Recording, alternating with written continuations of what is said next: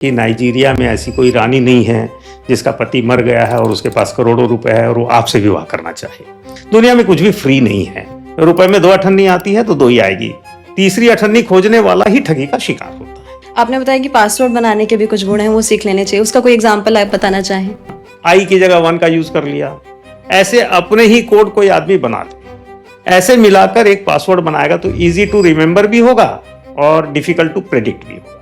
कि अपने 36 वर्ष के बैंकिंग कैरियर में एक काम मैंने ऐसा किया जो आज देश भर में किसानों के जीवन में एक महत्वपूर्ण भूमिका अदा कर रहा है। आप अफगानिस्तान के काबुल में भी सीईओ रहे थे। अब तालिबान आने के बाद क्या स्थिति है वो मुझे बहुत ज्यादा जानकारी नहीं है, कुछ मित्र हैं वो बताते हैं। तो आपके एक्सपीरियंस के अकॉर्डिंग आपको क्या लगता है कि आज के युवा के लिए बैंकिंग इंडस्ट्री में करियर बनाना कितना सही है? लड़कियों का क्या है, हिप्स चौड़े होते हैं, कंधे कम चौड़े होते हैं। और कस्टमर सर्विस में इसीलिए आप देखेंगे कि बैंक्स जो हैं वो लड़कियों को प्रमोट भी करते हैं। एक कपिल देव जी का एक वीडियो में देख रहा था, उन्होंने कहा कि खिलाड़ी कहते हैं कि प्रेशर बहुत है, प्रेशर बहुत है तो खेलने की क्या जरूरत है। उन्होंने कहा एंजॉय करो, और अगर काम दिया है तो उसको अपॉर्चुनिटी समझना चाहिए। जो उसको प्रेशर समझ रहा है उसको सही स्थिति का ज्ञान नहीं है, बल्कि मैं तो बोलूंगा मूर्ख है। बैंकिंग बहुत एंजॉयबल प्रोफेशन है, कोई प्रेशर नहीं है। इन्वेस्ट करने के लिए बैंक फिर ऐसे एक्टिव लोगों को खोजता है जो उस पैसे को लेकर अपने टैलेंट का उपयोग करके देश की अर्थव्यवस्था में कुछ कंट्रीब्यूट कर पाए। सबके पास एक एक कार है। आकाशवाणी हुई कि आज बिजली गिरेगी और एक व्यक्ति की कार उसमें नष्ट हो जाएगी। psbloansin59minutes.com ऐसा एक पोर्टल है। उसमें कोई एमएसएमई अगर एक लोन के लिए इनिशिएट करता है तो 1 घंटे से कम में उसका लोन सैंक्शन हो जाता है। मिनिमम बैलेंस पर जो जुर्माना था उसको हटा दिया है, क्योंकि एक हिचक लोगों को रहती है कि 0 बैलेंस अगर मेरा रहा या मिनिमम बैलेंस मैं नहीं रखा तो मेरा पैसे कट जाएंगे। महिलाएं अपना पैसा सुरक्षित और स्मार्ट तरीके से कहाँ पे इन्वेस्ट कर सकती हैं? अपना पैसा वो कहाँ रखना है वो जानती हैं। तो ऐसा पॉसिबल है कि आने वाले समय में बिल्कुल कैशलेस इकोनॉमी हो जाए? बहुत सारे लोग हमारे यहाँ अनपढ़ हैं कि अक्सर हम सुनते हैं कि 500 के नोट जो है बंद हो जाएंगे, तो ये एक अनुमान तो लगा रहे हैं। ब्लैक मनी क्या है, व्हाइट मनी क्या है, पिंक मनी क्या है, ग्रीन मनी क्या है? तो जो LGBTQ समुदाय है उनसे जुड़ी जो इकोनॉमी है उनको पिंक मनी के नाम से कहा जाता है। उनकी इकोनॉमी को पिंक मनी बोला जा रहा है। विलफुल डिफॉल्टर जो लोग होते हैं, जैसे विजय माल्या हो गया, नीरव मोदी हो गए, उनका कहना होता है कि ये लोग भी तो पैसे लेके भाग गए। जिन लोगों का सिबिल स्कोर जो है खराब हो जाता है, उसको अगर वो ठीक करना चाहते हैं तो उसके लिए उनके पास क्या ऑप्शन है? बैंक के जरिए सही इन्वेस्टमेंट ऑप्शंस कौन कौन से हैं? डाइवर्सिफाइड पोर्टफोलियो होना चाहिए। छोटा सा भी पोर्टफोलियो है तब भी उसको डाइवर्सिफाई करने की कोशिश करनी। बचत करें, इन्वेस्ट करें, फिर स्पेंड करें। नमस्कार, स्वागत है आप सभी का इवोक इंडिया पर और मैं हूं आपके साथ दीक्षा राठौर। और आज का पॉडकास्ट है बैंकिंग सेक्टर पर, जिसमें हमारे साथ बात करेंगे मिस्टर सुनील अग्रवाल जी, जिन्होंने 36 साल से ज्यादा बैंकिंग इंडस्ट्री में काम किया है और अभी भी पंजाब नेशनल बैंक में चीफ जनरल मैनेजर और एनपीए रिकवरी हेड है। तो एनपीए और बैंकिंग इंडस्ट्री से जुड़े ही सवालों पर हम इनसे बात करेंगे, जैसे कि एनपीए होता क्या है, इसके मेन रीजंस क्या है, इसका असर आप लोगों पर कैसे पड़ता है और आज के युवाओं के लिए बैंकिंग इंडस्ट्री में करियर बनाना कितना सही है, black money, white money, pink money, green money, ये सब क्या है, इन सब पर बात करेंगे आज के इस पॉडकास्ट में। बहुत बहुत स्वागत है सर आपका इवोक इंडिया पर। Thank you. सबसे पहले बात एनपीए पर ही कर लेते हैं। सरल भाषा में शुरुआत में लोगों को बता दीजिए कि आखिर एनपीए होता क्या है। बैंक जब लोन देता है बोरोवर्स को, कोई व्यक्ति जब लोन अप्लाई करता है, बैंक उसको लोन देता है, तो सामान्य तौर पे वो व्यक्ति एक प्रोजेक्ट या अपना कोई कार्य बताता है और उसके हिसाब से वो कुछ प्रोजेक्शंस करता है, कुछ प्रॉमिसेस करता है। तो जब वो अपने प्रॉमिसेस को पूरा नहीं कर पाए, ऐसी स्थिति आए, तो उसको बोलते हैं कि अकाउंट इरेगुलर हो गया। ऐसी इरेगुलरिटी यदि 90 दिन तक चल जाती है तो सामान्य तौर पे उस लोन के ऊपर उसको एनपीए कहा जाता है और उस पर एक डाउट हो जाता है कि उसकी जो प्रॉमिसेस है वो फुलफिल होंगी या नहीं होंगी। तो ऐसे लोन को एनपीए के रूप में कैटेगराइज कर दिया जाता है। ये एनपीए है। आज के टाइम में इसका रेशियो कितना है एनपीए का? अलग अलग बैंकों में अलग अलग है। 2 बातें होती हैं। एक होता है ग्रॉस एनपीए। ग्रॉस एनपीए माने कुल लोन जो बैंक के बुक्स में खड़ा है उसका कितना % एनपीए है। तो वो सामान्य तौर पर अलग अलग बैंकों में कहीं 3 से लेकर 5-6% तक एनपीए है ग्रॉस। लेकिन जब भी कोई अकाउंट एनपीए हो जाता है तो बैंक को एक डाउट हो जाता है कि अपने प्रोमिसेस को पूरा कर पाएगा या नहीं कर पाएगा। तो बैंक अपने प्रॉफिट में से कुछ हिस्सा उसको अलग से रख लेता है कि ये अगर पूरा नहीं कर पाएगा तो उसको हम उतने हिस्से को लॉस मानेंगे। इसको प्रोविजनिंग बोलते हैं। तो प्रोविजनिंग करने के बाद टोटल ग्रॉस एनपीए से उसको अगर प्रोविजनिंग को माइनस करते हैं तो जितना बचता है वो नेट एनपीए है। भारत में सामान्य तौर पे अभी नेट एनपीए बैंकों के बुक्स के 1% के नीचे है। लेकिन एनपीए बढ़ने के मेन रीजंस आपको क्या नज़र आते हैं? क्या बड़े जो कॉर्पोरेट लोन है वही इसका हिस्सा है, या फिर छोटे कर्जदार भी इसका हिस्सा है? एनपीए का साइज ऑफ लोन से कोई बहुत संबंध नहीं है।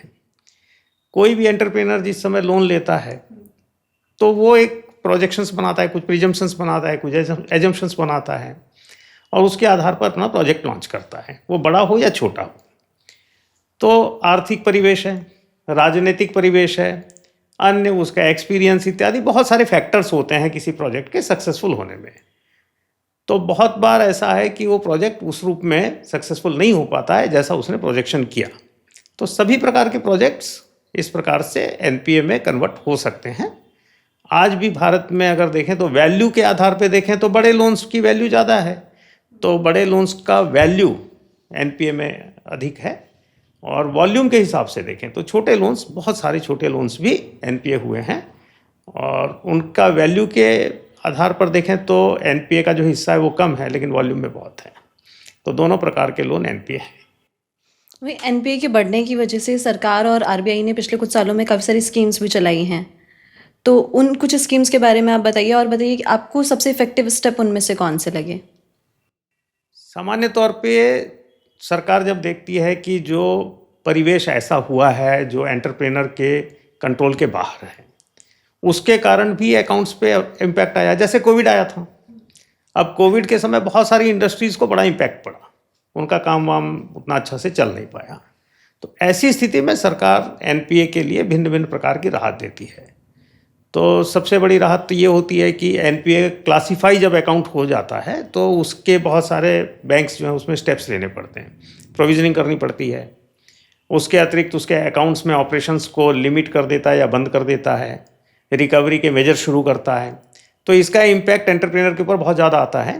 तो सरकार पहला स्टेप ये लेती है कि इन अकाउंट्स को एनपीए क्लासीफाई करने के लिए जो नॉर्म्स हैं उसको रिलैक्स कर देती है। फिर बहुत बार लिक्विडिटी इंजेक्ट करती है, बहुत बार अनेक प्रकार की राहतें देती है। ये सरकार की ओर से समय समय पर होता रहता है।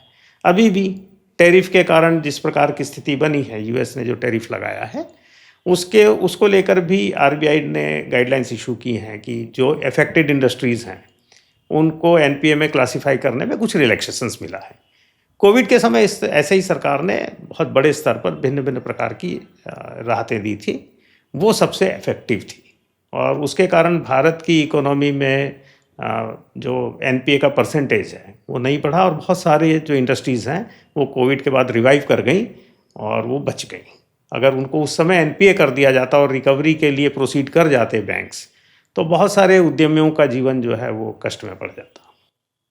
लेकिन अभी जैसे मॉडर्नाइजेशन हो रहा है, अलग अलग अपडेट्स आ रहे हैं हर चीज़ पे, तो एआई और डेटा एनालिटिक्स की मदद से मतलब एनपीएस में आगे सुधार हो सकता है? मतलब पहले से एनपीएस का रिस्क पता लग सकता है उन चीज़ों से? बिल्कुल पता लग सकता है, लेकिन उसके लिए बहुत बड़े स्तर पे डेटा चाहिए। तो एआई तो चलिए आर्टिफिशियल इंटेलिजेंस है, मानव इंटेलिजेंस का एक एक्सटेंशन है। आज भी हम लोग मानव इंटेलिजेंस से पता लगा लेते हैं, हम भी अकाउंट के बिहेवियर को देखते हैं, उससे हमें अंदाज़ लग जाता है कि इस अकाउंट का बिहेवियर जिस प्रकार से चल रहा है या आने वाले समय में एनपीए तो नहीं हो जाएगा। लेकिन कोई भी एनालिटिक्स होगा तो विलफुल एनपीए जो होते हैं उसको पता लगाने में थोड़ी सी कठिनाई हो सकती है अगर वो एकाएक कोई व्यक्ति अकाउंट को एनपीए करते हैं। परिस्थितिगत चीज़ों से तो एनपीए का पता एआई से लग सकता है। लेकिन इन सब चीज़ों के बावजूद भी क्या आपको लगता है कि एनपीए कभी पूरी तरह से ख़त्म हो पाएगा, या फिर किसी ना किसी लेवल पर ये हमेशा बना रहेगा? एनपीए कभी ख़त्म नहीं हो सकता। उसका कारण है, जब तक एंटरप्रेनर्स रहेंगे तो एंटरप्राइजेस बनेंगे और बहुत सारी परिस्थितियों के कारण उसमें से कुछ फेल होंगे। ये प्रकृति का नियम है। 100% सक्सेस कभी भी नहीं हो सकता और जब कोई एंटरप्राइज फेल होगा, कोई एंटरप्रेनर अपने वादों को या अपने प्रोजेक्शंस को पूरा कर पाने में सफल नहीं होगा, तो अकाउंट एनपीए होंगे। तो एनपीए का परसेंटेज कम हो सकता है, उसके लिए प्रोविजनिंग की जा सकती है। जो मैंने आपको नेट एनपीए बताया, नेट एनपीए को बहुत कम पे लाया जा सकता है, नियर अबाउट जीरो लाया जा सकता है, लेकिन अकाउंट तो एनपीए होते रहेंगे।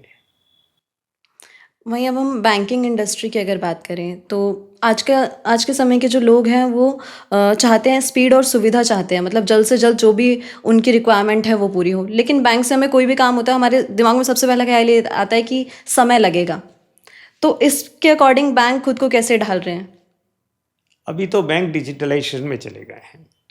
डिजिटल वर्ल्ड में समय लगने का कोई कारण नहीं है, क्योंकि अब तो at the click of things जो है वो सारा काम हो जाता है। और सामान्य तौर पर प्रत्येक बैंक का 90% से ज़्यादा बिजनेस, जो ट्रांजेक्शन्स जिसको मैं कहूँगा, वो डिजिटलाइज हो चुके हैं। तो इस प्रकार से बैंकों ने अपने आप को बदलती परिस्थितियों के हिसाब से ढाल लिया है, और लोगों को अब तो ब्रांच में जाने की ज़रूरत भी बहुत कम हो गई है। तो बैंक अपने आप को अडॉप्ट कर रहे हैं नई परिस्थिति और नए एक्सपेक्टेशंस के हिसाब से। वहीं इस इंडस्ट्री में सबसे ज़्यादा भरोसा जो है ज़रूरी है। तो ग्राहकों का विश्वास बनाए रखने के लिए बैंक की मेन स्ट्रैटेजीज़ क्या होती हैं? देखिए, ट्रांसपेरेंसी से भरोसा आता है। अगर मैं ट्रांसपेरेंट हूँ अपने बिहेवियर में या कोई भी, तो मेरे ऊपर लोग भरोसा कर सकते हैं कि ये जो बोलता है वो करता है। तो बैंकों ने ट्रांसपेरेंसी के लिए आजकल की जो टेक्नोलॉजी है, डिजिटलाइजेशन, इसको उपयोग में लाया है। रेगुलेटर्स ने भी बहुत सारी बातें कही हैं कि ट्रांसपेरेंट कर दो, जैसे एनपीए का क्लासिफिकेशन। अब मैं क्योंकि एनपीए से जुड़ा हूँ तो उस बारे में आपको उदाहरण दूंगा। एनपीए का क्लासिफिकेशन है, पहले एनपीए का क्लासिफिकेशन मैनेजर के डिस्क्रिप्शन पे हो जाता था, माने वो चाहता तो छुपा भी सकता था। अब आरबीआई ने कह दिया है क्योंकि हमारा जो टोटल ट्रांजैक्शन सिस्टम है वो डिजिटलाइज हो चुका है, तो एनपीए का क्लासिफिकेशन डिजिटल सिस्टम से जो अपना ट्रांजैक्शन सिस्टम है उसे अपने आप हो जाता है। तो लोगों को पता है कि इस बैंक की ये स्थिति है, इस बैंक में जो हो रहा है वो सब कुछ ट्रांसपेरेंट है। और ये ट्रांसपेरेंसी जितने भी स्टेक होल्डर्स हैं उन सब में भरोसे का निर्माण करती है। तो आप पाएंगे कि बैंकों के ऊपर अब जो भरोसा है वो अधिक है, और लोग बाग जो है बैंकिंग सेक्टर का उपयोग भी पहले की अपेक्षा अधिक भरोसे के साथ कर रहे हैं। अब लोग बहुत ज़्यादा पढ़ लिख लिए हैं, उनको भी नॉलेज है सब चीज़ों की, तो अब वो लोग भरोसा कर रहे हैं। लेकिन जब स्टार्टिंग में जब बैंक आए थे, क्या तब लोग इतना भरोसा कर पा रहे थे? क्योंकि तब सब कुछ नया था, एक्सेप्ट करने में भी डिफ़िकल्टीज़ आई होंगी। देखिए, भारत में बैंकिंग इंडस्ट्री जो है, इंडिजीनियस बैंकिंग जो इस प्रकार से चलती थी उसको अगर छोड़ दें, इंस्टीट्यूशनलाइज्ड बैंकिंग की बात करें, तो अंग्रेज़ों के समय से बैंकिंग इंडस्ट्री किसी न किसी रूप में भारत में फ्लोरिश करना शुरू की। लेकिन आरंभ में ये जो बैंक थे ये जनसामान्य तक पहुँचते ही नहीं थे, क्योंकि जनसामान्य के पास इतना पैसा भी नहीं था और समझ भी नहीं थी कि बैंकिंग में जाएं। तब हमारे बैंक जो हैं वो देसी महाजन हुआ करते थे। लेकिन धीरे धीरे इंस्टीट्यूशनलाइज्ड बैंकिंग में जब आए तो बड़े बड़े इंडस्ट्रियलिस्ट घरानों ने बैंकों को ओन किया। आम जनता का उससे बहुत अधिक सरोकार ही नहीं था। जो लोग इन्वेस्ट करते थे वो व्यक्ति को देखकर कि उसकी ओनरशिप किस घराने के पास है, उसके आधार पर भरोसा करते थे। बाद में नेशनलाइजेशन हुआ। नेशनलाइजेशन के साथ में ट्रांसपेरेंसी बढ़ी, क्योंकि शासन के अधीन सब कुछ आ गया, तो सरकार ने उसके लिए भिन्न भिन्न मानक तय किए कि भाई बैंक इस प्रकार से काम करेंगे। फिर दौर आया भारत में जबकि कंट्रोल की जगह रेगुलराइजेशन के ऊपर आ गया, तो रेगुलेशंस बने, रेगुलेटर्स बने। धीरे धीरे ट्रांसपेरेंसी बढ़ी है, और अब तो क्योंकि टेक्नोलॉजी आ गई है तो ट्रांसपेरेंसी बहुत ज़्यादा है। तो भरोसे का स्तर भी ऐसा कहें तो उस समय से धीरे धीरे बढ़ते बढ़ते आज की स्थिति में आया है। तो पहले आम जनता को कितना भरोसा रहा होगा इसके कोई रिकॉर्ड्स तो उपलब्ध नहीं है, लेकिन अनुमान लगाया जा सकता है कि आज की अपेक्षा तो कम ही रहा होगा। लोग आशंकाएं भिन्न भिन्न प्रकार की रखते रहे होंगे, अब वो धीरे धीरे खत्म होती जा रही है। जैसे आपने बताया बैंकों का नेशनलाइजेशन कराया गया, तो उसके पीछे सरकार की क्या सोचती है और मतलब क्या ज़रूरत उनको लगी या क्या बड़े बदलाव उसके बाद नजर आए? फाइनेंशियल इंक्लूजन ये अपने आप में किसी भी देश की अर्थव्यवस्था को स्थिरता भी प्रदान करता है और मजबूती भी प्रदान करता है। जब बैंक आए थे तो मूल रूप से जो बड़े सक्षम घराने होते थे, पैसे वाले जिनको हम कह सकते हैं, ऐसे घराने इंडस्ट्रियलिस्ट थे, उनके द्वारा बैंकों को प्रमोट किया गया। लेकिन एक व्यक्ति यदि एक बैंक प्रमोट करेगा तो जनता से वो डिपॉजिट तो ले लेगा, लेकिन जनता को लोन देने के बारे में जो उसका विचार होगा वो थोड़ा उतना पॉजिटिव नहीं होगा, ऐसा लगता है। रिस्क इन्वॉल्व है। दूसरा, वो अपने यूज में उस पैसे को ले ले, इसकी संभावना अधिक होगी। तो ऐसा ही पहले के बैंकों में होता था, लेकिन नेशनलाइजेशन का जब समय आया, माने जब नेशनलाइज किया गया, तब ये पाया गया कि, या ये विचार था कि बैंकों के जो डिपॉजिट्स हैं जैसे पब्लिक से आते हैं, तो बैंकों का जो लोन्स है वो भी पब्लिक तक जाए, और गवर्नमेंट ने उसको सपोर्ट किया। ये तो पक्का था कि उसमें रिस्क है, लेकिन अगर उस रिस्क के कारण बैंक लॉस में आएंगे तो कौन देगा? पहले प्राइवेट थे, तो प्राइवेट व्यक्ति उस लॉस को बियर करने के लिए तैयार नहीं था, लेकिन सरकार उसको बियर करने के लिए तैयार हुई। तो इसके कारण बैंकों की पहुंच, या कहें कि जनसामान्य की पहुंच बैंकों तक हुई, और फिर बैंक जो है वो जन जन के पास तक पहुंचे, या जन जन बैंक के पास तक पहुंचे, और आज की परिस्थिति का निर्माण हुआ। तो इसमें नेशनलाइजेशन जो है वो एक महत्वपूर्ण स्टेप था।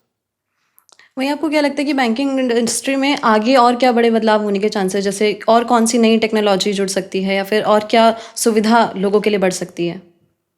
जैसे जैसे टेक्नोलॉजी का उपयोग बैंकों में हो रहा है, ऑनलाइन बैंकिंग हो रही है, ऑनलाइन बैंकिंग हो रही है, तो ठगी, फ्रॉड इत्यादि के भी चांसेस बढ़ रहे हैं। तो बैंकों को अब 2 प्रकार का काम बैंक करेंगे ऐसा लगता है, क्योंकि आने वाली टेक्नोलॉजी और क्या होगी इसको कोई प्रेडिक्ट नहीं कर सकता। टेक्नोलॉजी में चेंजेस बहुत ज़्यादा हैं, लेकिन ऐसा लगता है कि ब्लॉकचेन टेक्नोलॉजी के द्वारा और सिक्योरिटी के ऊपर बैंक ज़्यादा काम करेंगे। वो टेक्नोलॉजी का उपयोग अब ज़्यादा होगा। दूसरा, एआई के आने के बाद में पूरा लैंडस्केप बदल रहा है, तो एआई के द्वारा सटीक निर्णय कर पाना, इसका उपयोग बैंकों में बढ़ेगा।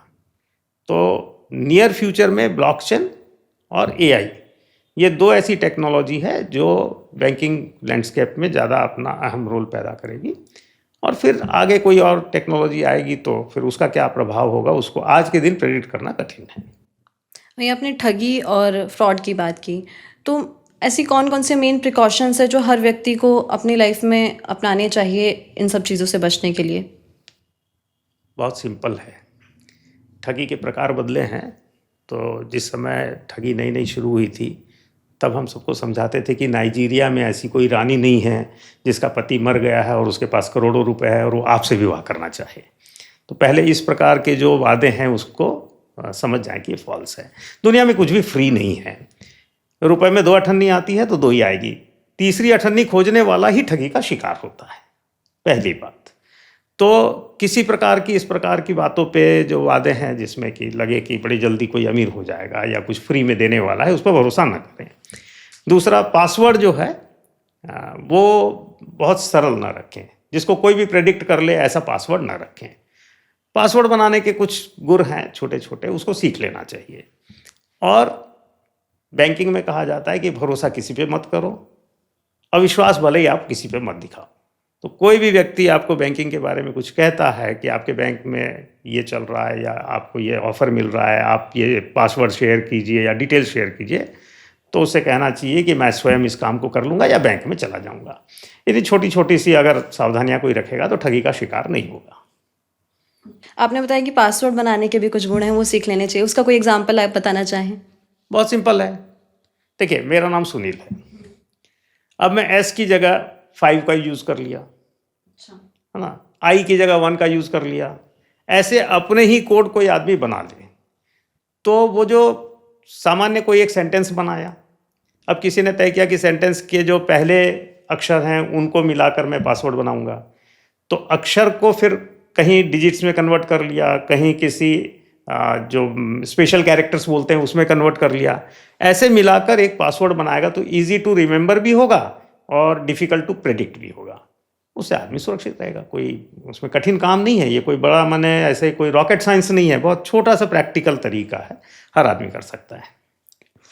आपका जो है 36 साल से ज़्यादा का बैंकिंग इंडस्ट्री का एक्सपीरियंस है, 36 साल से ज़्यादा से आप काम कर रहे हैं, तो अपनी इस जर्नी के बारे में कुछ बताएं, और सबसे ज़्यादा सीखने का मौका आपको कहाँ मिला, कब मिला, या कोई भी अपनी जर्नी का कुछ स्पेशल कोई आपके लिए जो मोमेंट हो, कुछ वो शेयर करना चाहें तो वो बताइए। मैंने 1989 में नवंबर के महीने में ही बैंक ज्वाइन किया था। तो उस समय 1 साल तो हम लोगों के यहाँ ट्रेनिंग होती है, सभी फील्ड में ट्रेनिंग देते हैं। उसके बाद कुछ पोस्टिंग्स हुई। तो पहली बार जब मुझे ब्रांच हेड बनाकर भेजा गया तो मैं एक गाँव में गया था। तो यंग था, मेहनत कर सकता था, लोगों की परिस्थिति को मैंने देखा। उस समय ज़माना था IRDP नाम की एक योजना का, सरकार ने बनाया था। उसमें गांव के किसानों को, अन्य लोगों को छोटे छोटे लोन दिए जाते थे। लेकिन सामान्य तौर पे कोई भी योजना होती है तो उसका आशय तो सरकार का बहुत अच्छा होता है, इम्प्लीमेंट करने में जितने भी घटक होते हैं वो सब मिलकर उसको उसी रूप में इम्प्लीमेंट कर दें, ये आवश्यक नहीं होता। तो होता क्या था, जो लोन लेते थे वो बोरोवर्स सामान्य तौर पे उसका उसी रूप में उपयोग नहीं करते थे। तो मैंने सोचा कि इनको ऐसे किसी चीज़ में लोन दिया जाए, ऐसा कोई प्रोजेक्ट पकड़ा जाए जिससे इनका वास्तविक भला हो। जैसे पहले दे देते थे, बैल दे दिए, भेड़ बकरी दे दिए, तो वो उसका सही उपयोग नहीं करते थे, पालन नहीं करते थे, ट्रेनिंग भी नहीं थी और इंटेंशन भी नहीं था। तो हमने सोचा कि सिंचाई में अगर हम लोन दें तो जो सिंचाई का साधन होगा उसका उपयोग किसान करेगा, और भले बैंक का पैसा दे या ना दे वो एक उसकी नीयत पे निर्भर होगा, लेकिन उसकी आय बढ़ेगी। और मेरा मानना था कि अगर किसी की आय है, बढ़ गई है, उसके पास पैसा है, तो उसके दरवाजे पे जाके मैं खड़ा हूँगा तो वो पैसा भी मुझे लौटाएगा, कुछ ना कुछ तो लौटाएगा। तो उस समय मध्य प्रदेश होता था, आजकल छत्तीसगढ़ है। उसमें रायगढ़ जिले में एक गांव है सांकरा, वहाँ पे मैंने गांव के किसानों से बात की और पास में महानदी थी, वहाँ से पानी लेकर सांकरा गांव तक आए और खेतों तक पहुँचे। इसके लिए एक सामूहिक सिंचाई योजना, उद्वहन सिंचाई योजना का हमने एक परिकल्पना बनाई थी। उस समय कलेक्टर होते थे शैलेंद्र सिंह जी, अब संभवतः वो रिटायर हो गए होंगे या मध्य प्रदेश में बहुत ऊंचे पोस्ट पे रहे होंगे, IAS में। उनका पूरा सपोर्ट मिला और उस योजना को हम लोगों ने साकार किया। 389 किसानों ने मिलकर उस योजना में भाग लिया था।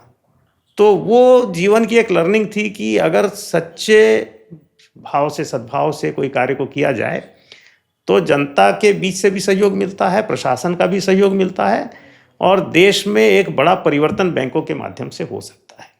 तो मुझे लगा कि बैंक मैनेजर भारत की अर्थव्यवस्था को सुदृढ़ करने में बड़ा सहायक हो सकता है यदि उसको उस प्रकार की ट्रेनिंग हो और उसका वो इंटेंशन हो। ये बहुत बड़ी लर्निंग थी। और वहीं हमने ये सोचा था कि किसानों को जो फसल ऋण मिलती है, क्रॉप लोन, उसके लिए बार बार आना पड़ता था। तो मैंने सोचा कि उनको एक रनिंग लोन दे दिया जाए जिसमें वो क्रॉप लोन लें, उस पैसे को पटाएं और फिर दोबारा क्रॉप लोन ले लें। ये मैंने सभी खातों के लिए, सभी किसानों के लिए खाते खोले थे। अच्छी बात ये लगी कि बाद में KCC के रूप में वही चीज़ डेवलप हुई और बहुत जल्दी वो किसान क्रेडिट कार्ड के नाम से वो योजना देश में लागू हुई। तो उससे बड़ी संतुष्टि मिलती है कि अपने 36 वर्ष के बैंकिंग कैरियर में एक काम मैंने ऐसा किया जो आज देश भर में किसानों के जीवन में एक महत्वपूर्ण भूमिका अदा कर रहा है। आप अफगानिस्तान के काबुल में भी CEO रहे थे, तो वहाँ का एक्सपीरियंस भारत से कैसे अलग था? अफगानिस्तान का परिवेश पूरा अलग है। लॉ एंड ऑर्डर की बड़ी समस्या थी, तो वहाँ पर बहुत ज़्यादा बैंकिंग बहुत पल्लवित नहीं हुई थी, बहुत विकसित नहीं हुई थी। हमारी परिस्थिति तो और अलग थी। हम वहाँ पर एक फॉरेन बैंक थे और मूल रूप से हम गए थे इंडियन कम्युनिटी को सर्व करने के लिए, और जिनका इंडिया के साथ में बिजनेस चलता है ऐसे बिजनेसमैन को सर्व करने के लिए। तो भारत में हम पब्लिक को लोन देते हैं, वहाँ हमें पब्लिक को लोन नहीं देना था। और हमारे जो टोटल इनकम का साधन था वो एंसिलरी सर्विसेज थी, माने लोन देकर हम कमाएंगे ऐसा विषय नहीं था। और डिपॉजिट्स पब्लिक से कुछ कुछ आते थे, लेकिन हम रेमिटेंस वगैरह से ही ज़्यादा कमाते थे। तो वहाँ एक सीमित वातावरण में हम लोगों ने बैंकिंग की। हाँ, बाकी बैंकिंग वहाँ पर जो थी उसमें भी हमने यही देखा कि जनता के बीच में वो बैंक नहीं पहुँचे। तो प्राइवेट समय की जो आपने एक प्रश्न किया था कि पहले कैसे बैंक रहे होंगे और क्या स्थिति रही होगी, वो वहाँ से मैं कल्पना करके ही मैंने आपको उत्तर दिया है कि वहाँ पे बड़े बड़े औद्योगिक घराने हैं, उनके बैंक हैं, पब्लिक का पैसा लेते हैं, अपने काम में उसका ज़्यादा उपयोग करते हैं, पब्लिक को उसका उपयोग, उसका फ़ायदा ज़्यादा मिलता नहीं। इस प्रकार की बैंकिंग वहाँ है। यहाँ नेशनलाइज होने के समय में भी वैसा ही, आज के समय भी वैसा ही है। अब तालिबान आने के बाद क्या स्थिति है वो मुझे बहुत ज़्यादा जानकारी नहीं है, कुछ मित्र हैं वो बताते हैं, लेकिन करीब करीब वैसा ही है। 36 साल से ज़्यादा जो है आप अपना बैंकिंग इंडस्ट्री में दे चुके हैं, तो आपके एक्सपीरियंस के अकॉर्डिंग आपको क्या लगता है कि आज के युवा के लिए बैंकिंग इंडस्ट्री में करियर बनाना कितना सही है? बैंकिंग एक बहुत ही अच्छा फील्ड है जिस पे कि युवा करियर बना सकते हैं, क्योंकि बैंकिंग में एक तो प्रमोशन जो है वो टाइमली है, ट्रांसपेरेंट है, परिश्रम करने वाले व्यक्ति का और थोड़े से भी प्रूडेंस अगर उसके अंदर है तो वो बैंकिंग इंडस्ट्री में ऊंचे पद पर पहुंच सकता है। सामान्य तौर पे देखा गया है कि जो क्लरिकल में जिन्होंने ज्वाइन किया है वो भी बैंकों को लीड कर कर एमडी बनकर गए हैं, और ऑफिसर्स में जो आए हैं उसमें से तो बहुत लोग गए हैं। तो बैंकिंग इंडस्ट्री एक ल्यूक्रेटिव कैरियर है, अच्छा पेमेंट भी है और प्रतिष्ठा भी है, इसके साथ अवसर भी है। विशेष करके लड़कियों के लिए बैंकिंग बहुत ही जिसको कह सकते हैं कि सूटेबल कैरियर है।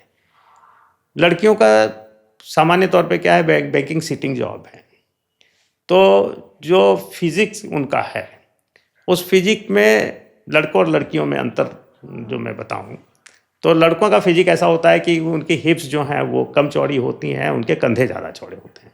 तो एक ऑब्जेक्ट को अगर ऐसे ऑब्जेक्ट को रखा जाए जिसका बेस कम चौड़ा है और टॉप चौड़ा है तो वो ऑब्जेक्ट ज़्यादा स्थिर नहीं रहता। तो इसीलिए आप बैंकों में पाएंगे कि लड़के जब सर्विस देते हैं तो वो थोड़े समय के बाद में या तो अस्थिर होते हैं, जाते आते रहते हैं, या चिड़चिड़ाते हैं। लड़कियों का क्या है, हिप्स चौड़े होते हैं, कंधे कम चौड़े होते हैं, तो वो ज़्यादा स्थिरता से बैठ सकती हैं। तो बैंकिंग उनके लिए सूटेबल है। और कस्टमर सर्विस में इसीलिए आप देखेंगे कि बैंक्स जो हैं वो लड़कियों को प्रमोट भी करते हैं, और लड़कियां जो हैं वो विनम्र भी बनी रह पाती हैं क्योंकि उनकी बॉडी उसको सपोर्ट करती है। तो बैंकिंग युवाओं के लिए अच्छा करियर है ही है, लड़कियों के लिए विशेष रूप से। और ज़्यादा लड़कियां बैंकिंग में आए तो एक सेफ कैरियर भी मिलता है। टीचरशिप के बाद में बैंकिंग ही ऐसी इंडस्ट्री है जहां इनको अच्छा अवसर भी है, ट्रांसपेरेंसी भी है, सिक्योरिटी भी है। तो बैंकिंग को कहा जाए तो युवाओं के लिए रिकमेंडेबल कैरियर है। युवाओं के लिए आपने बताया कि बैंकिंग करियर जो है युवाओं के लिए काफ़ी अच्छा है, स्पेशली लड़कियों के लिए भी आपने बोला। लेकिन अक्सर हम सुनते हैं कि बैंक में जो है एम्प्लॉयज़ पर प्रेशर काफ़ी ज़्यादा होता है, टारगेट बेस्ड जॉब होती है, टारगेट उनको दिया जाता है, वो पूरा नहीं होता तो उसमें भी दिक्कत होती है। तो उस पे आपका क्या कहना है? दो बातें बताऊंगा। एक कपिल देव जी का एक वीडियो में देख रहा था, उन्होंने कहा कि खिलाड़ी कहते हैं कि प्रेशर बहुत है, प्रेशर बहुत है तो खेलने की क्या ज़रूरत है। उन्होंने कहा अरे एंजॉय करो। दूसरी बात है, होता है काम के लिए तो एम्प्लॉयर बोलेगा ही, पर जब मुझे वेतन दिया जा रहा है तो कोई बहुत छोटा सा वेतन देकर मेरा एक्सप्लॉयटेशन नहीं हो रहा है। सरकारी बैंकों में और सरकारी बैंकों से तो प्राइवेट बैंक में और ज़्यादा ऐसा वेतन मिल रहा है। तो वेतन जो दिया जा रहा है वो प्रॉफिट से ही तो निकालेगा, तो कोई भी काम के लिए बोलेगा। तो काम को प्रेशर के रूप में लेना, ये सोच अपने आप में गड़बड़ है। देखिए, जब किसी को कोई काम बोला जाता है कि आप इस काम को करो, तो उस काम को वो सीखता है कि नहीं। तो ये जो पेमेंट्स है ना, ये सिर्फ कैश में नहीं दिया जाता। इंसान की कैपेबिलिटी को बढ़ाना भी एक प्रकार का रेम्यूनरेशन है। जो व्यक्ति इस बात को समझ जाता है वो जब अधिक काम दिया जाता है तो उसको उस रूप में लेकर खुश होकर करता है, और जो व्यक्ति इस बात को नहीं समझता वो काम को बोझ समझता है। तो जो आगे बढ़कर काम करता है, मांग कर काम लेता है, उसकी प्रोफाइल इतनी अच्छी हो जाती है कि बाद में वो रेम्यूनरेशन के रूप में पे होता है। और जो काम से बचता रहता है, उसको आता ही कुछ नहीं है, तो जीवन में अपमान झेलता है और कहीं उसको अपॉर्चुनिटीज भी नहीं मिलती। आज जैसे बैंकिंग इंडस्ट्री की बात करें, इतनी वास्ट इंडस्ट्री है। अब मैं पीएनबी में हूँ, 1,10,000 एम्प्लॉय हैं, और इतने आयाम हैं बैंकिंग के, जिसमें से कई आयाम में अगर आदमी सारी जानकारी रख ले तो 60 वर्ष तक तो वो जो अर्निंग है उसको लर्निंग मानना चाहिए। हमारे एक एमडी होते थे, वो बोलते थे कि 60 तक लर्निंग, 60 के बाद अर्निंग। माने जो रिटायरमेंट के बाद हमको जो ऑफर्स मिलते हैं वो अभी के ऑफर से बहुत ल्यूक्रेटिव होते हैं। किनको मिलते हैं? जो अपने सर्विस लाइफ में आगे बढ़ बढ़ के काम किए और बहुत प्रकार की चीजें सीखे। और सीखने का तरीका क्या है? कोई हाथ पकड़ के वो क ख ग जैसे सिखाते हैं, ऐसा कोई नहीं सिखाता। प्रोफेशनल लाइफ में सीखने का तरीका क्या है कि आप अपने बॉस के पास जाएंगे, बोलेंगे कि सर या मैडम मैं आपको इसमें हेल्प कर दूं, तब वो थोड़ा सा काम आपको देंगे। जब आप उस काम को करेंगे तो उसमें अगर कोई दिक्कत भी होगी तो बिकॉज आप बोल रहे हैं कि मैं हेल्प कर रहा हूँ, तो सामने वाला भी उसको हेल्प के तौर पे ले रहा है तो आपको बताएगा, उससे आप सीखेंगे। और कोई जाकर किसी के पास चले जाए कि मैडम मेरे को ये काम सिखाइए, तो किसको फुर्सत है, वो अपना काम कंप्लीट करे या इसको सिखाए। सामने वाले को भी थोड़ा सा लालच देना होगा। बिल्कुल, सीखने का तरीका यही है कि आगे बढ़कर काम मांगे, और अगर काम दिया है तो उसको अपॉर्चुनिटी समझना चाहिए। जो उसको प्रेशर समझ रहा है उसको सही स्थिति का ज्ञान नहीं है, बल्कि मैं तो बोलूँगा मूर्ख है। किसी को काम दिया जाए तो उसको अपॉर्चुनिटी समझना चाहिए। सीनियर काम दे रहा है, ये एहसान मुझ पे कर रहा है, ये सोच के आदमी काम करेगा तो उसकी प्रोफाइल बिल्डअप होगी और वो ज़िंदगी में उन्नति करेगा। तो बैंक में कोई बोल रहा है प्रेशर है, कोई प्रेशर नहीं है। मैं अब रिटायरमेंट के आसपास आ गया, 36 वर्ष मैंने बैंक में नौकरी की, एक दिन मैंने प्रेशर नहीं समझा। कभी प्रेशर लगता ही नहीं है, बल्कि अब लगता है कि इतना कुछ मैं सीख पाया, क्योंकि लोगों ने, अब मेरे सीनियर्स ने मुझ पे भरोसा करके मुझे वो काम भी दिया जो नॉर्मली मेरी ड्यूटी में नहीं था, एडिशनल दिया। तो वो एडिशनल काम मैं सीख पाया, नहीं तो मैं ड्यूटी का ही काम सीख पाता और ज़िंदगी भर एक ही एक काम करके रिटायर हो जाता। बाद में कभी आप मुझसे पूछते तो मैं इतना उत्तर भी नहीं दे पाता, मैं इधर उधर बगले झाँकता होता। तो व्यक्ति को कैसा बनना है उसके अनुसार वो समझेगा। हाँ, प्रचार में नहीं आना चाहिए। जो लोग प्रचार करते हैं ऐसे, उनके प्रोफाइल को देखिए, उनके लाइफ को देखिए ना। ऐसा बहुत सारे लोग हैं जो रिटायरमेंट के बाद बोलते हैं कि बैंकिंग बहुत ख़राब है। तो आपने रिटायरमेंट तक काम क्यों किया भाई? आप बीच में क्यों नहीं चले गए? तो युवाओं को इन सब चीज़ों से मिसगाइड नहीं होना चाहिए। बैंकिंग बहुत एन्जॉयबल प्रोफेशन है, कोई प्रेशर नहीं है। टारगेट्स आपको देते हैं तो टारगेट्स को अचीव करने की आदत डालेंगे तो लाइफ में आप उसको सीखेंगे, लाइफ में आगे बढ़ेंगे और एक बहुत समृद्ध, बहुत संपन्न, बहुत सुखी जीवन आप बना पाएंगे। वही युवाओं में कौन सी क्वालिटीज़ आपको लगता है कि होना ज़रूरी है बैंकिंग करियर के लिए? देखिए, बैंकिंग में प्रवेश के लिए IBPS के एग्ज़ाम्स हैं, तो वहाँ पर स्पीड और एक्यूरेसी, ये दो चीज़ों के माध्यम से आपको प्रवेश मिल सकता है। थोड़ा सा पढ़ना पड़ता है, बहुत कठिन नहीं है बैंकिंग का एग्ज़ाम। और बैंकों में लोगों की डिमांड बहुत ज़्यादा है तो वैकेंसीज भी बढ़ रही हैं, नए नए बैंक जो है नए नए ब्रांचेस खोल रहे हैं, तो बैंकिंग एक्सपांड हो रहा है, तो बहुत आसानी से प्रवेश हो जाएगा। प्रवेश होने के बाद क्या चाहिए? कॉमन सेंस, थोड़ा सा विजिलेंस, क्योंकि बैंक भरोसे पे चलते हैं, तो ऐसे ही कोई गलती हमसे ना हो जिससे कि लोगों का भरोसा टूटे, यह आवश्यक है। और आगे बढ़ने के लिए चाहिए मोबिलिटी। थोड़ा ये कि क्योंकि बैंक ऑल इंडिया सर्विस है, तो अलग अलग स्थानों पर जाएं, अलग अलग काम करें, अलग अलग प्रकार के अगर एक्सपीरियंस गेन करता है कोई व्यक्ति, तो वो बैंक में लीडरशिप पोजीशन माने MD और CO तक बन सकता है। तो ये क्वालिटीज़ युवाओं में हो और तो वो माने उनका जो एस्पिरेशन है वो बैंकों में पूरे हो सकते हैं। और जो युवा जो पढ़ाई कर रहे हैं, पढ़ाई के साथ साथ उन्होंने नौकरी की शुरुआत की है, तो उनके लिए सेविंग्स और इन्वेस्टमेंट के लिए आप क्या एडवाइस करेंगे कि सेविंग्स और इन्वेस्टमेंट उनको किस तरह से शुरू करनी चाहिए, क्या क्या स्टेप्स वो ले सकते हैं? देखिए, सबसे पहले तो आदमी को अपनी नीड को एसेस करना चाहिए कि भाई मुझे कितने पैसे की आवश्यकता है। आवश्यकता और क्षमता दोनों चीज़ों को मैच करना चाहिए। जो कम है उसके ऊपर चलने का अभ्यास होना चाहिए। अगर क्षमता कम है तो क्षमता को बढ़ाकर आवश्यकता को पूरा करना, और जब आवश्यकता पूरी हो जाए तो आरंभ में अनावश्यक व्यय से बचना, अनावश्यक खर्चे नहीं करना, उसको सेव करना, इन्वेस्ट करना। कारण क्या है? जब भी कोई आदमी शुरू करता है तो अपने खर्चे को मीट आउट करने के लिए उसको परिश्रम करना पड़ता है, लेकिन जब वो सेव कर लेता है थोड़ा भी, तो वो सेविंग्स उसके लिए एडिशनल इनकम क्रिएट करती है। तो एक प्रकार से एक तो वो युवा स्वयं इनकम कर रहा है, एक उसका इन्वेस्टमेंट इनकम कर रहा है, तो दो इनकम हो जाती है। तो ज़्यादा सेविंग्स कर पाएगा और बहुत जल्दी वो उस परिस्थिति में आ पाएगा जब वहाँ अपने दूसरे एस्पिरेशंस जो है, आवश्यकता के अतिरिक्त जो उसकी इच्छाएं हैं, उसको पूरा कर पाएगा। तो युवा के लिए सलाह ये है कि पहले अपनी आवश्यकता को पूरा करने भर कमाओ, उससे जैसे जैसे अधिक है तो इच्छाओं का थोड़े दिन तक उसको कंट्रोल करके सेविंग्स करो, इन्वेस्ट करो, और फिर जब आपकी इनकम इतनी हो जाए कि आप अपनी इच्छाओं को पूरा करने के बाद भी रेगुलर सेविंग कर पा रहे हो, तब अपनी इच्छाओं को पूरा करने पे जाओ। तो अंत में वो पाएगा कि वो एक अच्छा धनाढ्य व्यक्ति हो सकता है। बैंकिंग सेक्टर देश की अर्थव्यवस्था की रीढ़ है, ऐसा कहा जाता है। तो आपके अकॉर्डिंग आम आदमी के जीवन पर सबसे बड़ा असर क्या नज़र आता है आपको बैंकिंग का? बैंकिंग सेक्टर करता क्या है, इसको अगर हम अच्छे से समझें, डीप में थोड़ा समझें, तो जो देश का आइडल पैसा है उसको कलेक्ट करता है और फिर उसको एक्टिव पैसे में कन्वर्ट करता है।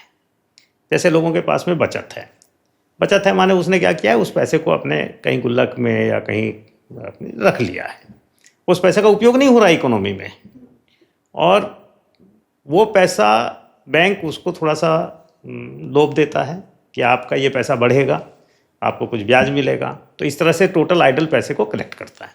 कलेक्ट करने के बाद उसको क्या करता है बैंक, तो क्योंकि ब्याज देने का उसने वादा किया है तो उसको इन्वेस्ट करता है। इन्वेस्ट करने के लिए बैंक फिर ऐसे एक्टिव लोगों को खोजता है जो उस पैसे को लेकर अपने टैलेंट का उपयोग करके देश की अर्थव्यवस्था में कुछ कंट्रीब्यूट कर पाएँ। तो आम आदमी को तो जब अर्थव्यवस्था विस्तृत होती है तो उसका लाभ मिलता है। आज से 50 साल पहले लोग निर्धन थे, भारत में लोगों के पास इतना पैसा नहीं था। क्यों? टोटल अर्थव्यवस्था में वो गति नहीं थी। जैसे जैसे बैंकिंग सेक्टर एक्सपांड करते गया वैसे वैसे अर्थव्यवस्था में गति आती गई, क्योंकि जो एंटरप्रेनर्स हैं उनमें से बहुत सारे ऐसे एंटरप्रेनर्स हैं जिनके पास खुद का धन नहीं है, तो अल्टीमेटली उनको कहीं ना कहीं से ऋण लेना पड़ेगा, कहीं से लोन लेना पड़ेगा, तभी वो एंटरप्रेन्योरशिप कर पाएंगे। और एंटरप्रेन्योरशिप करने से एक चेन चालू होती है जिसमें कि एम्प्लॉयमेंट मिलता है। तो ये काम बैंक करते हैं। तो बैंकिंग सेक्टर इसीलिए अर्थव्यवस्था के रीढ़ कहे जाते हैं, और आम जनता तक इसका प्रॉफिट माने बेनिफिट जो है इनडायरेक्ट रूप से ऐसे पहुंचता है।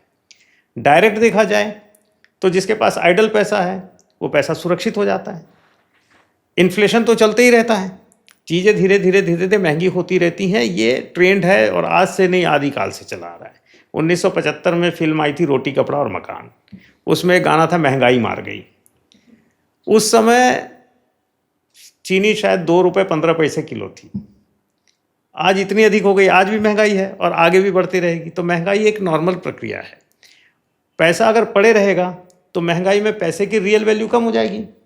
तो बैंक उसकी रियल वैल्यू को बनाए रखने में मदद करते हैं। पूरी तरह से नहीं कर पाते हैं, तब भी बहुत हद तक महंगाई को उसको ब्याज के माध्यम से उसको कंपेंसेट करते हैं। तो आम आदमी को सीधे सीधे फ़ायदा ये है, पैसे की सुरक्षा, इन्फ्लेशन से उसके पैसे की बचत। और आम आदमी ही बैंक से लोन लेता है, क्योंकि अब बैंकों के पास इतना पैसा है कि वो अगर आम आदमी को लोन न दे तो वो लोगों को ब्याज नहीं दे पाएगा। तो आम आदमी के लिए बहुत सारी स्कीम्स हैं।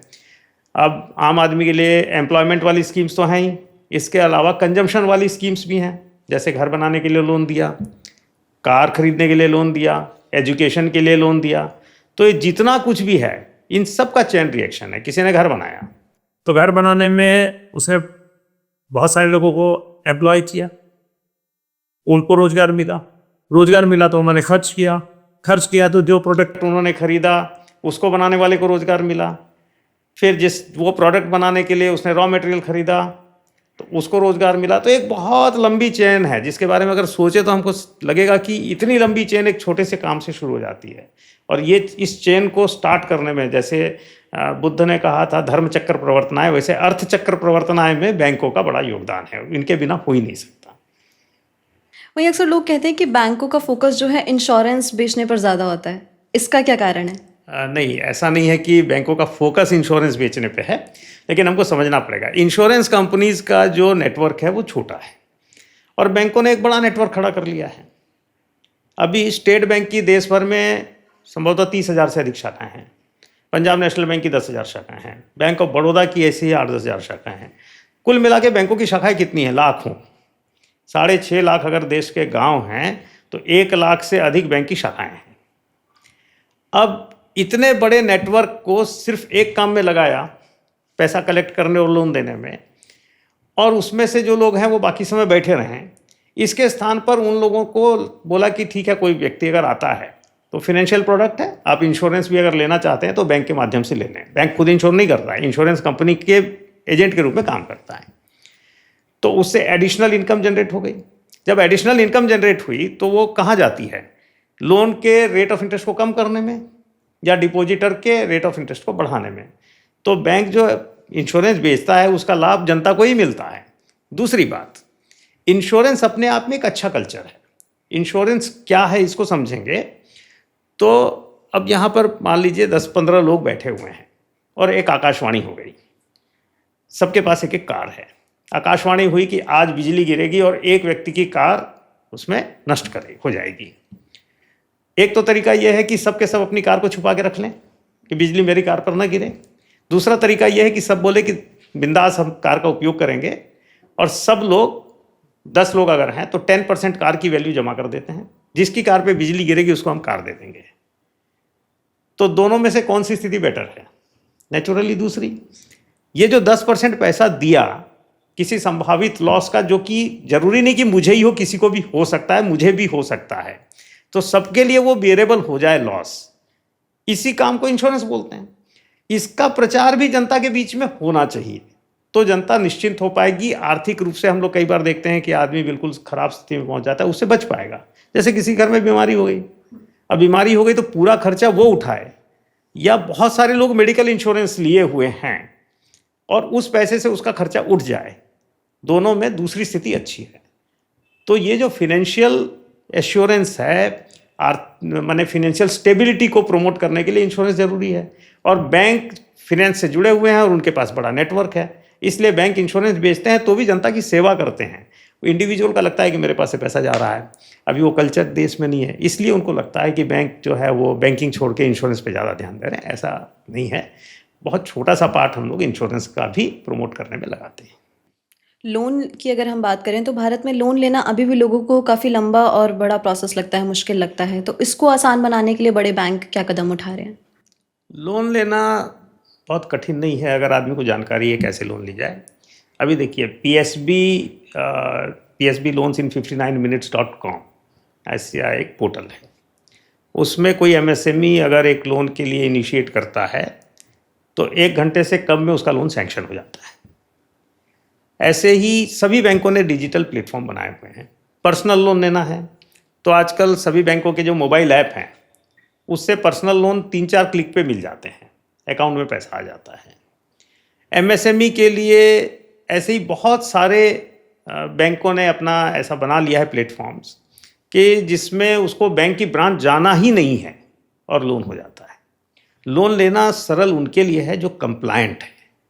जैसे सरकार ने जो जो नियम बनाए हैं, GST, आपने GST का नंबर लिया हुआ है, GST पे कर रहे हैं तो GST का आपका नंबर आ जा, माने GST के जो टोटल फिगर्स हैं वो हमारे पास आ जाते हैं, तो पता चल जाता है कि एक्चुअल कितना बिजनेस है, इनकम टैक्स है, आधार है ना। ये सारी चीज़ें आजकल आपस में जुड़ गई हैं और बैंक इनका उपयोग करके बहुत सहजता से लोन दे रहे हैं। जो कंप्लायंट नहीं है, ऐसे लोग में 2 प्रकार के लोग हैं। एक तो जो बहुत छोटे लोग हैं जो इतना कंप्लायंस जानते नहीं, शिक्षा का अभाव या ज्ञान का अभाव है, सूचना का अभाव है, उनके लिए लोन लेना भी बहुत कठिन नहीं है। हाँ, इसकी अपेक्षा थोड़ा समय अधिक लगता है, लेकिन लोग हिचक के कारण बैंक जाते नहीं हैं। अगर जाएं तो उनको लोन बड़ी सहजता से मिल जाता है। थोड़ा समय जरूर लगेगा क्योंकि एक तो जिसका सब कुछ अवेलेबल है और जिसका सब कुछ अवेलेबल नहीं है, दोनों में थोड़ा सा अंतर होगा। बड़े लोन्स के लिए, उसके लिए तो बैंक खुद घूमते रहते हैं, बड़े बड़े पार्टीज़ के पास या जो अच्छे लोन्स हैं उनके पास तो बैंक खुद घूमते रहते हैं। हाँ, काम थोड़े बड़े स्तर का करना है, कंप्लायंस नहीं करना है, उन लोगों के लिए डिफ़िकल्ट है। तो वो समाज का एक छोटा सा तबका है। अब धीरे धीरे लोग जैसे जैसे जानकार हो रहे हैं, सूचना पहुंच रही है, वैसे वैसे लोग डिजिटल माध्यमों का उपयोग कर रहे हैं। तो ये जो धारणा बनी है कि बैंक में लोन लेना बहुत कठिन है, ये धीरे धीरे ख़त्म हो जाएगी और लोग अनुभव करने लगेंगे कि बैंक से लोन लेना सबसे सहज काम है। ग्रामीण इलाके जो है या दूर दराज के जो गांव हैं उनमें अभी भी बैंकों की पहुंच काफ़ी ज़्यादा नहीं है यहाँ के कंपैरेटिवली। तो वहाँ पे बैंक की पकड़ को और मजबूत बनाने के लिए क्या योजनाएं आने वाले समय में आने वाली है, या अभी कौन सी योजनाएं हैं जिन पे काम किया जा रहा है? देखिए, नेशनलाइजेशन के साथ ही ये निर्णय किया गया था कि बैंक अपनी ब्रांचेस को अर्बन की जगह रूरल और सेमी अर्बन एरिया में खोलेंगे। 2/3 ब्रांचेस बैंक की आज भी रूरल और सेमी अर्बन एरिया में है। तो बैंकों ने अपनी पहुंच को वहां बढ़ाया। फिर भी लगा, क्योंकि भारत तो गांव का देश है, तो बहुत सारे गांव तक बैंक उसके बाद भी नहीं पहुंचे थे। तो फिर बिजनेस करस्पॉन्डेंट का जो सिस्टम है वो लाया गया। अब जो बिजनेस करस्पॉन्डेंट हैं वो देश में बहुत बड़ी संख्या में हैं, तो इनके माध्यम से जन जन तक पहुंचा जा गया है। इनको टच पॉइंट्स कह रहे हैं। और अब तो डिजिटलाइजेशन होने के बाद में ऑनलाइन प्लेटफॉर्म्स के द्वारा, वेबसाइट के द्वारा पहुंचा जा रहा है। किसान क्रेडिट कार्ड्स आए हैं, स्टूडेंट्स के लिए क्रेडिट कार्ड्स आए हैं। ऐसे बहुत बहुत टाइप की स्कीम्स बैंक बनाते जा रहे हैं। वास्तव में अब कहा जाए तो जो अर्बन एरिया है, जो शहरी क्षेत्र है, उसमें सैचुरेशन भी आ गया है, कंपटीशन भी ज़्यादा है। तो बैंक भी अब ये समझ रहे हैं कि आने वाले समय में अगर हम लोगों को प्रॉस्पर करना है, हम लोगों को आगे बढ़ना है, तो हमको रूरल क्षेत्र में ही जाना पड़ेगा। इकोनॉमी के रूरल क्षेत्र का अभी तक उसमें एक्सप्लॉयटेशन बोले या दोहन बोलें, एक्सप्लॉयटेशन तो शोषण हो जाएगा, गलत होगा। जो रूरल क्षेत्र है उसका दोहन अभी तक बैंकिंग इंडस्ट्री पूरी तरह नहीं कर पाई है। तो सारे बैंकों का फोकस अब अधिक से अधिक लोगों तक पहुंचना और उसके माध्यम से अपने कार्य को बढ़ाना भी है। और जब बैंक का कार्य बढ़ेगा तो जैसा मैंने पहले बताया था, वो चक्र चालू होगा तो रूरल क्षेत्र में भी पहुंचेगा। वैसे जो युवक हैं, युवा ग्रामीण क्षेत्र के, जो अनुभव आता है कि वो बैंकिंग के जितने भी आयाम हैं डिजिटल, उसका उपयोग बहुत ज़्यादा करते हैं। शहरी युवा दिखते हैं हमको कि वो ज़्यादा कर रहे हैं, लेकिन ग्रामीण युवा उसमें पीछे नहीं है। तो बस अगली जो पीढ़ी आएगी उसमें लगभग इस मामले में बराबरी आ जाएगी बैंक की सेवाओं का उपयोग करने में। कुछ सरकारी जो बैंक है जैसे पीएनबी, कैनरा और एसबीआई बैंक, इन्होंने जो है मिनिमम बैलेंस पर जो जुर्माना था उसको हटा दिया है। इसको आप कैसे देखते हैं और क्या इससे आपको लगता है कि फाइनेंशियल इंक्लूजन बढ़ेगा? निश्चित तौर पे बढ़ेगा, क्योंकि एक हिचक लोगों को रहती है कि जीरो बैलेंस अगर मेरा रहा या मिनिमम बैलेंस मैं नहीं रखा तो मेरा पैसे कट जाएंगे। यद्यपि बैंकों ने ऑफ लेट ये अनुभव किया है कि देश में जैसे जैसे समृद्धि बढ़ रही है, कोई व्यक्ति अकाउंट जीरो बैलेंस में खोलता ज़रूर है, लेकिन धीरे धीरे उसमें पैसा रखता है। क्यों? कोई बैंक में अकाउंट खोलेगा ही क्यों? अगर उसके पास पैसा ही नहीं है, पैसा रखना ही नहीं है, तो वो खोलेगा ही नहीं। हाँ, मिनिमम बैलेंस से कभी उसकी आवश्यकता पड़ गई तो उससे कम पैसा हो सकता है। तो बैंकों ने समझा है कि मिनिमम बैलेंस की अब उसके ऊपर कोई चार्ज लगाने की ज़रूरत नहीं है। दूसरा, मिनिमम बैलेंस पे चार्ज लगाया क्यों जाता था? क्योंकि बैंकों को अकाउंट खोलने, मेंटेन करने में कॉस्ट पड़ता था। अब डिजिटलाइजेशन होने के बाद में वो कॉस्ट कम हो गया, तो अगर उसको मेंटेन करने के लिए कॉस्ट ही नहीं है तो भी ये अप्रोप्रिएट है कि वो चार्ज न लिया जाए। तो अब बैंकों ने उस चार्ज को ख़त्म कर दिया है, तो लोगों के अंदर हिचक भी कम हो जाएगी। हिचक कम होगी तो नेचुरली लोग सभी बैंकों तक आएंगे।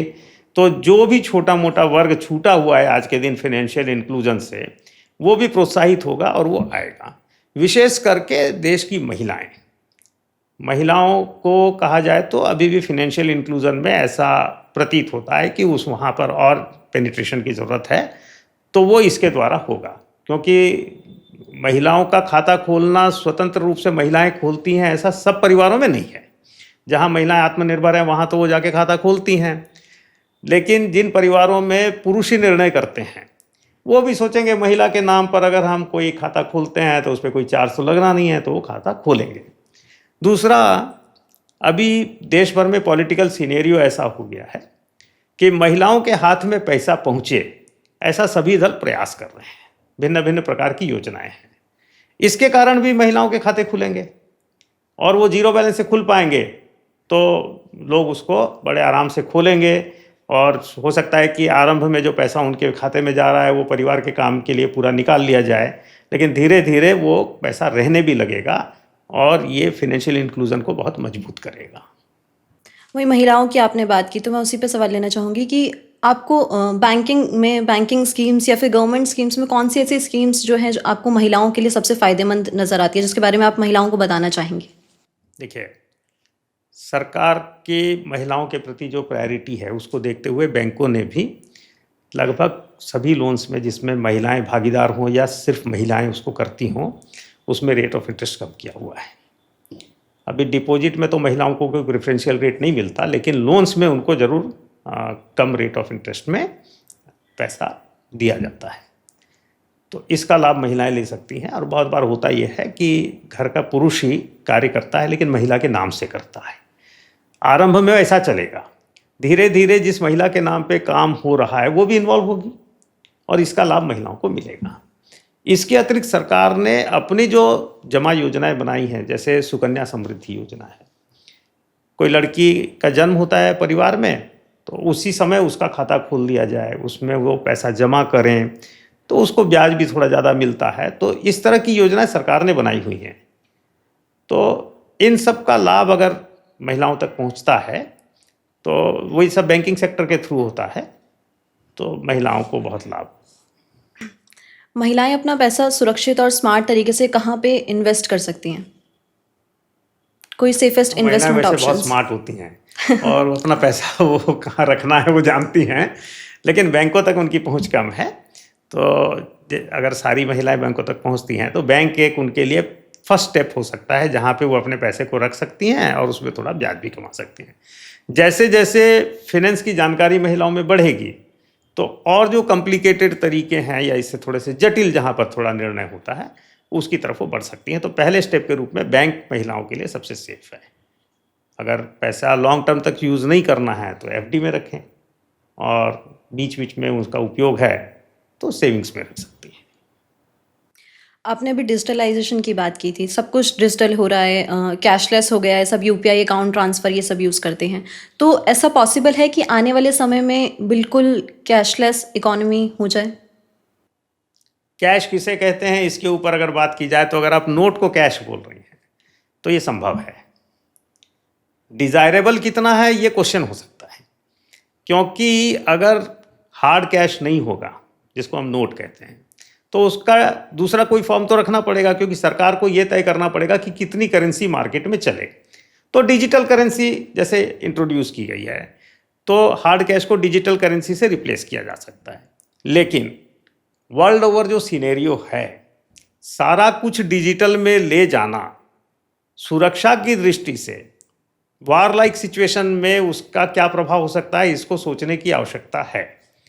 तो चाहे तो कर सकते हैं, करना चाहिए या नहीं करना चाहिए ये निर्णय बड़ा जटिल है और ऊपर स्तर पर होना चाहिए और वो होगा भी।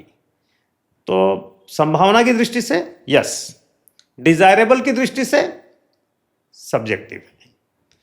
अगर करना चाहें तो आज टेक्नोलॉजी ऐसी है कि पूरा का पूरा विषय जो है वो कैशलेस हो सकता है। अब कोई कहे कैसे हो सकता है, बहुत सारे लोग हमारे यहाँ अनपढ़ हैं या उनके पास मोबाइल नहीं है, ऑनलाइन चीज़ों को यूज़ नहीं कर सकते, तो फिर आप कैशलेस की बात कैसे कर रहे हैं। तो जब हम लोगों के पास फ़ोन नहीं था तब पीसीओस थे, और पीसीओस के माध्यम से जिनके पास फ़ोन नहीं था वहाँ तक भी टेलीफोन की सुविधा गई थी। ऐसा कोई मॉडल बन सकता है जिसमें जिन लोगों के पास में डायरेक्ट डिजिटल की सुविधा नहीं है, माने डिजिटल अपने फ़ोन या पीसीज या ऐसे साधन नहीं हैं, वो इस प्रकार के सेवा प्रदाता के पास जाकर और डिजिटलाइजेशन का लाभ ले सकते हैं और कैशलेस इकोनॉमी हो सकती है। लेकिन सब कुछ कैशलेस हो जाएगा तो भ्रष्टाचार शायद से खत्म हो जाए, क्योंकि वो सब तो कैश में होते हैं, उसके अलावा भी कुछ ऑप्शंस होते हैं। भ्रष्टाचार बहुत भिन्न भिन्न रूप लेके आता है। तो आज भ्रष्टाचार जिस रूप में है, कैशलेस होने के बाद भ्रष्ट व्यक्ति अगर उसका भी कोई तोड़ निकाल ले तो कोई बड़ी बात नहीं है। अपैरेंटली दिखता है। भ्रष्टाचार का कारण क्या है? आपके पास 100 रुपये का एक नोट है, उस 100 रुपये के नोट का मालिक क्या है? उसमें लिखा हुआ है आई प्रॉमिस टू पे द बियरर, माने इसके धारक को पैसा दिया जाए। तो वो जब पैसा माने वो नोट किसी के पास चले जाता है उसका ट्रेल नहीं रहता, इसीलिए भ्रष्टाचार हो पाता है। ये ठीक है। अगर हार्ड कैश खत्म हो जाएगा, डिजिटल करेंसी आ जाएगी तो सब चीज़ का ट्रेल मिलेगा, तो भ्रष्टाचार पर इस रूप में तो रोक लगेगी, इसमें कोई संदेह नहीं है। और इसीलिए सरकार पूरी तरह कैशलेस से पहले लेस कैश इकोनॉमी की तरफ जो प्रयास है वो कर रही है और उसमें बहुत हद तक सफल भी हुई है। अब सामान्य व्यक्ति कैश ट्रांजैक्शन की जगह यूपीआई का पे यूज़ कर रहा है और डिजिटल मोड्स का यूज़ कर रहा है और ये बहुत तेज़ी से बढ़ रहा है। तो लेस कैश इकोनॉमी तो अभी हमको दिख रही है और आने वाले समय में और लेस कैश इकोनॉमी तो हो जाएगी। कैशलेस कब होगी इसके बारे में अभी मैं कोई फोर्स ही नहीं कर पा रहा हूँ, क्योंकि उसके अपने इम्प्लीकेशंस हैं। ये भ्रष्टाचार से जुड़े ब्लैक मनी, वाइट मनी, इन सब पर भी अभी हम आएंगे, लेकिन उससे पहले मेरा एक सवाल ये है कि अक्सर हम सुनते हैं कि 500 के नोट जो है बंद हो जाएंगे। इस पर आपका क्या जवाब है? क्या ऐसा हो सकता है?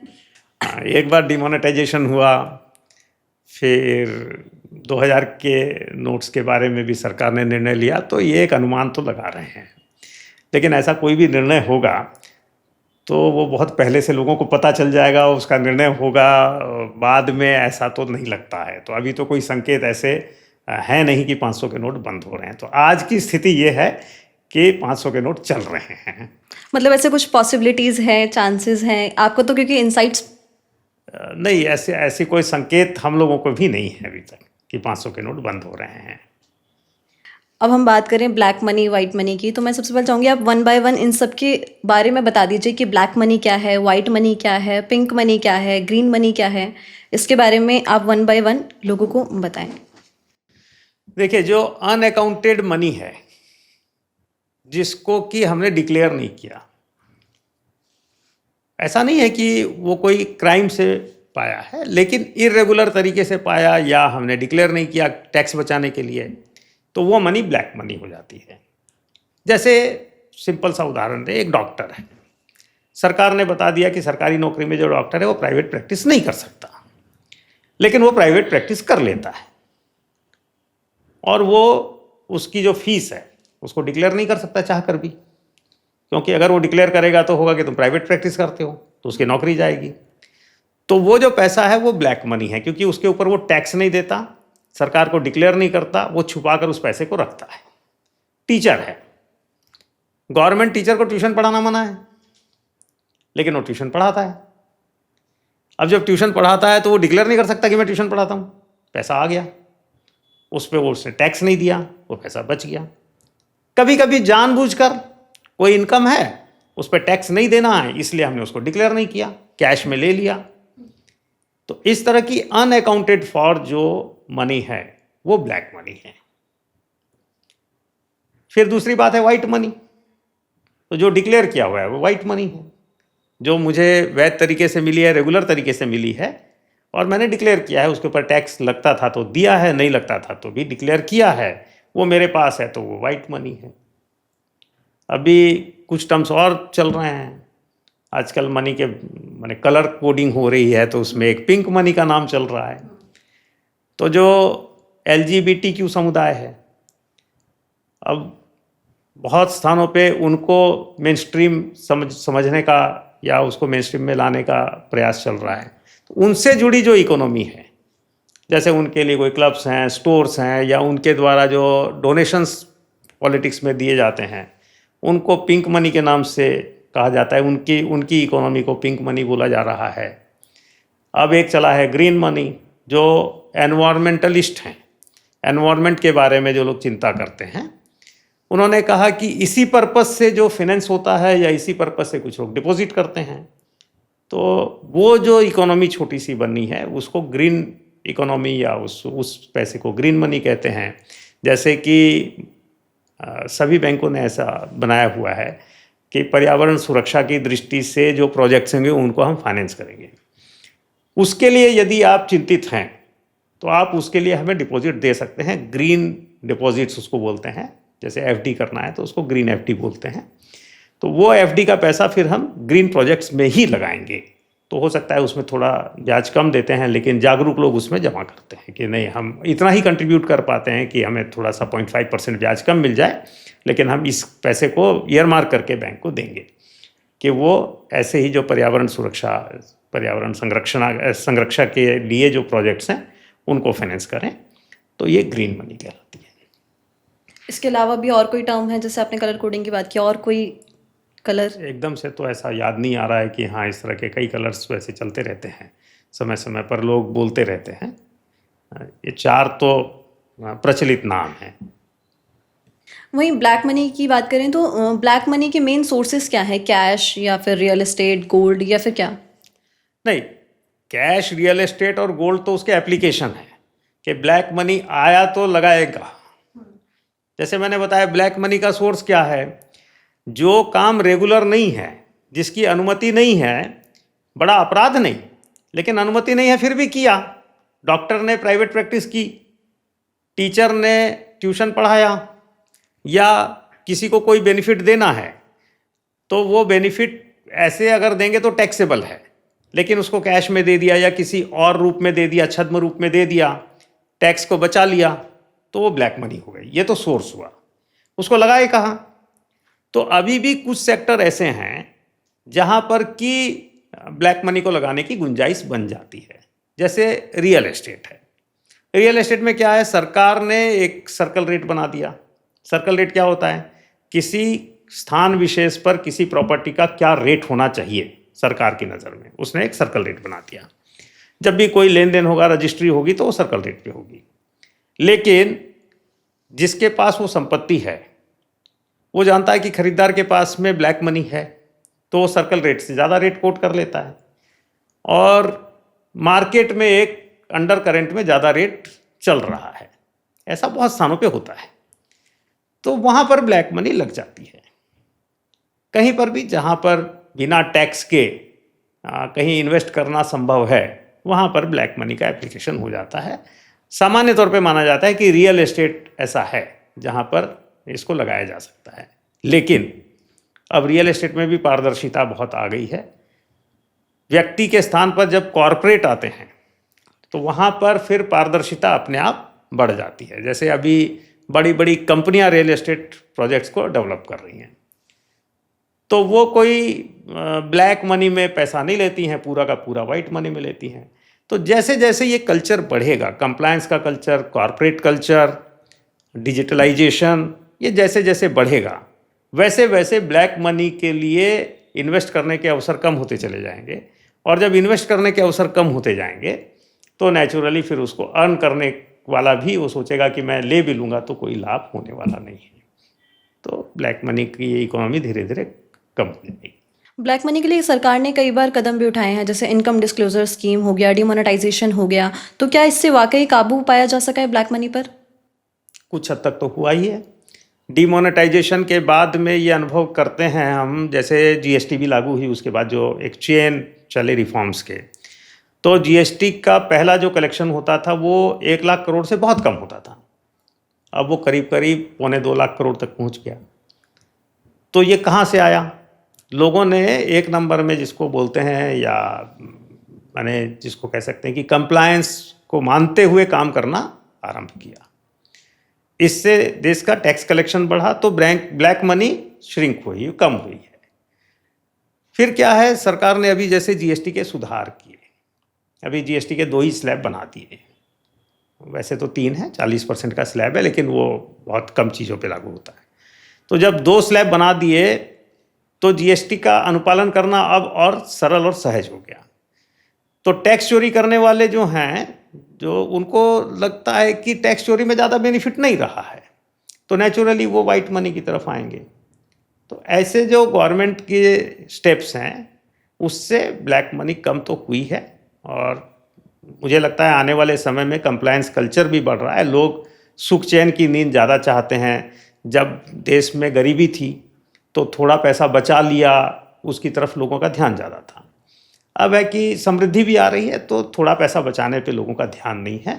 वो चाहते हैं कि बड़े आराम से सुख चैन से रहें, कोई भी आ जाए पूछे तो अपना हिसाब दें और बड़े आराम से हम लोग जिसको बोलते हैं कि सम्मान के साथ जी पाएँ। तो ब्लैक मनी कम हो रही है गवर्नमेंट के इन मेजर्स से। ब्लैक मनी का सीधे तौर पर आम आदमी की ज़िंदगी पर या फिर अर्थव्यवस्था पर कितना असर पड़ता है, कैसे असर पड़ता है? देखिए, एक व्यक्ति ने कोई पैसा अर्जित किया है, उसके ऊपर टैक्स नहीं दिया।